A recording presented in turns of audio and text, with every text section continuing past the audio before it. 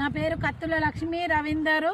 మేము ఈ ఆశ్రమం కోసం ఈ భూమి కొని 6 సంవత్సరాలు అవుతుంది. 6 సంవత్సరాల నుంచి మాకు ఈ భూమి అమ్మి చాలా ఇబ్బంది పెడుతున్నారు. మా పిల్లలకు మేము ఆశ్రమం కోసం అక్కడ కిరాయి కట్టుకుంటూ మేము చాలా ఇబ్బందులు పడుతున్నాము.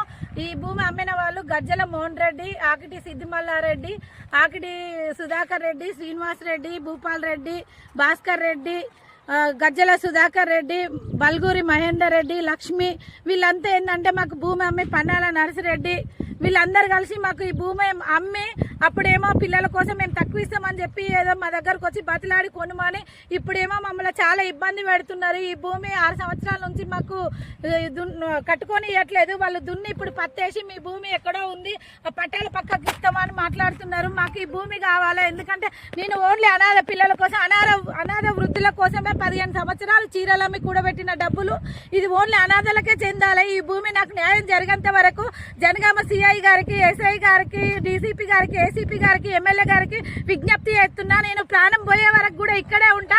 నా ప్రాణం పోయినా సరే నాకు న్యాయం జరగాల. నా భూమిలో మీరు వచ్చేంత వరకు ఇక్కడే ఉంటా, లేదంటే నేను ఇక్కడే ఆత్మహత్య చేసుకుంటా సార్. మీరందరూ ఇప్పుడే ఇమీడియట్లీ స్పందించి నాకు న్యాయం చేయాలని చెప్పి కోరుకుంటున్నాను.